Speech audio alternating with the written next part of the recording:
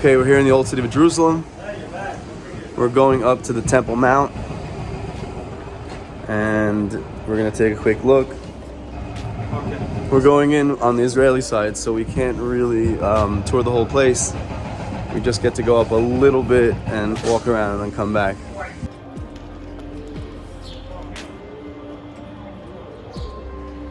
This is Al-Aqsa.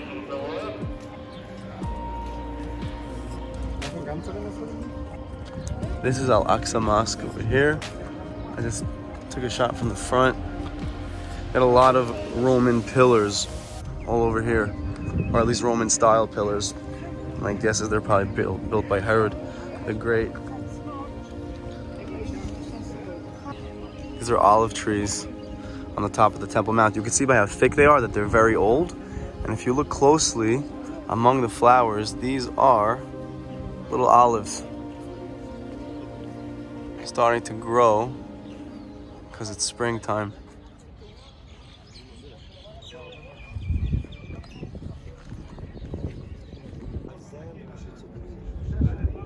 We're reaching now the Dome of the Rock. This is where they say that Muhammad ascended to heaven off of the rock. This is where us Jews had our Holy of Holies, the Holy Temple. Those guys just filmed us, and now they're cursing at us for existing, for being Jewish, and for wanting to come visit our religious places. Because I guess apparently only other people can. We can't, come to our religious heritage sites. All right, I'm walking towards the Western Wall now. Just came back from what's it called in Hebrew, Har HaBayit, which is literally the mountain of the house, which is basically when Jews refer to the Temple Mount.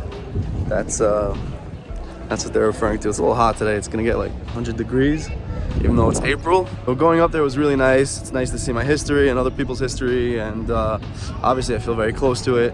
And now we're gonna go check out the Western Wall. I'm gonna go pray a little bit.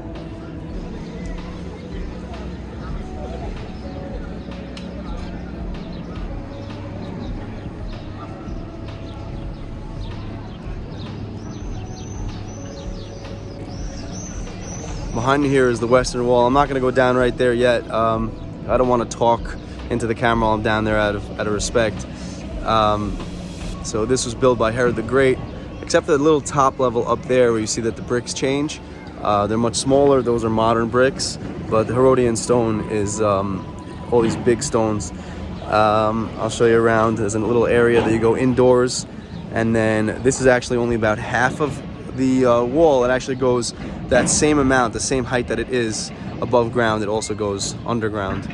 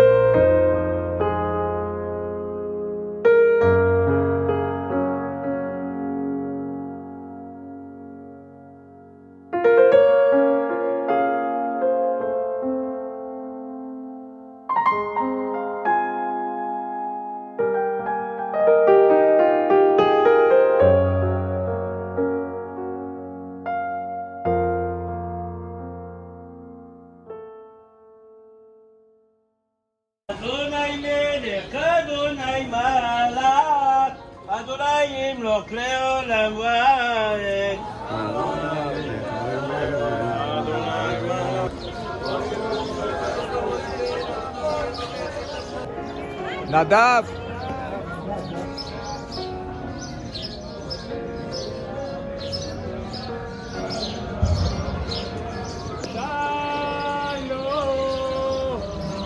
Amen.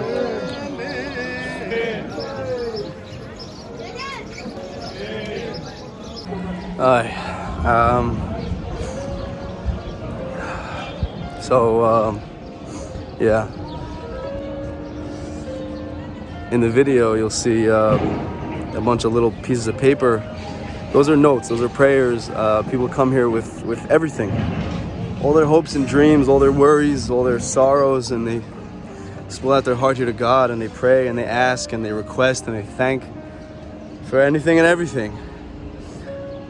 You hear a lot of screaming and all that stuff. That's just, they got a lot of happy things here too. You got bar mitzvahs, and people come here after their weddings, and every time they share in something happy or sad or eventful or meaningful, they come here.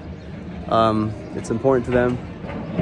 And the reason we come here is because, Jews pray for the temple to be rebuilt. That's part of the fundamental beliefs of Judaism. We hope for a redemption and to have a temple again that we can pray basically for ourselves and for all the nations of the world. And groups here. This is the Horva synagogue, built by Nachmanides. He's a medieval Kabbalist. Lived around 1100.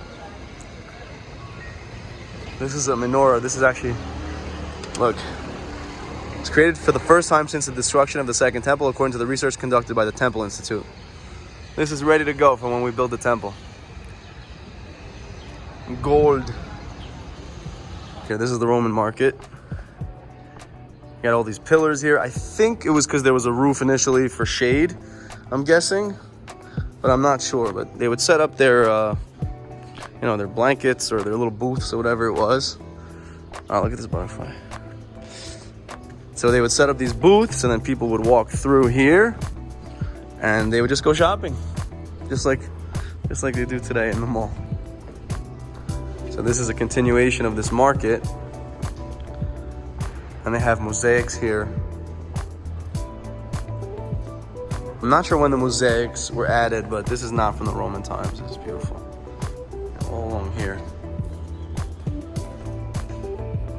This is actually the first time I'm seeing this. So basically these mosaics are representing what would have been here back when this was an actual market. So all these different stores. See, fabric store, fruits and vegetables, livestock, spices, musical instrument store. Beautiful mosaics. Look at this detail.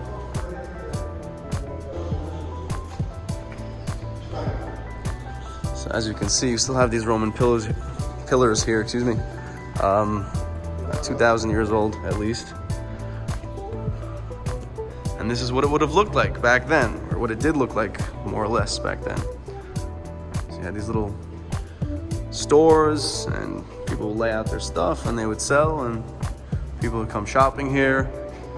Back in the day, they didn't have radios and TVs, so if you had to send a message to someone far away and that person came to the city and didn't know how to find you, would come here and ask around. News was spread over here. This was a very significant place in history. It's very slippery, be careful. To the left is the Western Wall. That's Dome of the Rock. This gray dome is Al-Aqsa Mosque. Here's a little bit of a procession because they got a bar mitzvah going. Well, they got plenty of bar mitzvahs every day here.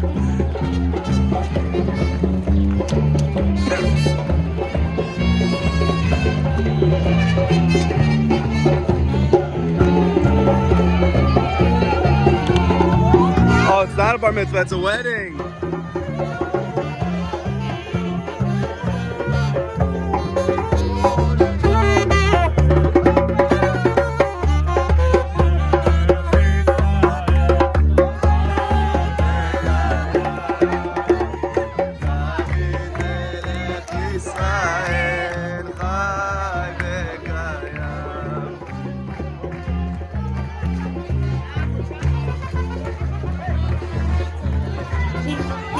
Okay, this looks like a bar mitzvah on this side.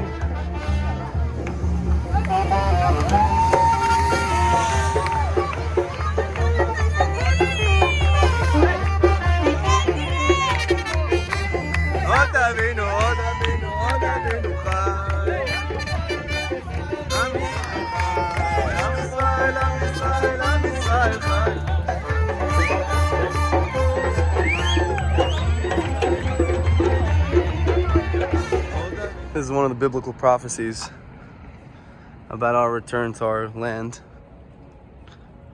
I will put my breath into you, and you shall live again, and I will set you upon your own soil. It was during the time of Ezekiel when he went and he was in front of a bunch of bones, and he prophesied in front of them, and then they were brought back to life. And it was, I think, it's a lesson for us now that it really shows as a nation that we were basically dead. We were bones right after the Holocaust. And right after the Holocaust, 3 years later, we already had our Independence Day here in Israel because we were brought back to life, basically. Revived as a nation in our land. For the first time in 2,000 years, we had autonomy. Okay, so I just got my ticket. We're gonna go to see the Holocaust Museum in Jerusalem called Yad Vashem. And it's gonna be emotional for me. I may not film so much of it, just some of the main parts. Yeah, we'll see. I'm a grandson of a Holocaust survivor, so it really means a lot to me that people know what this place is and understand what happened in Europe during the 30s and 40s and what led up to it.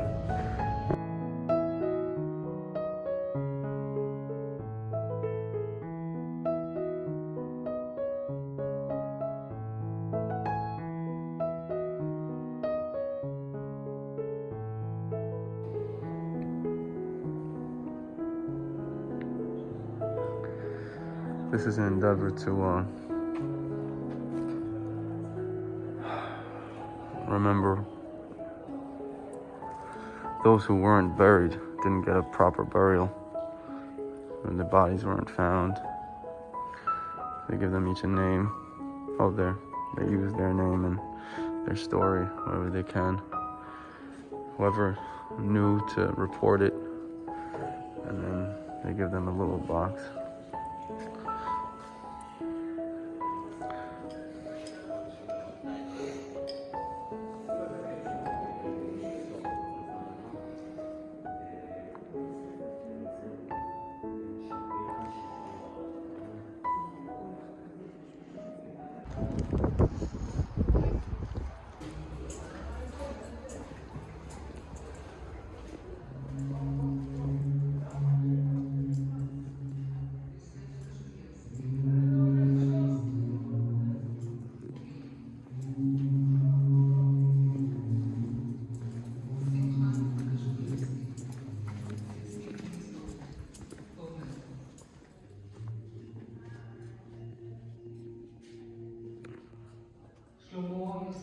Klein, 14 years old, Czechoslovakia. Thibaut Kain, 14 years old, Czechoslovakia.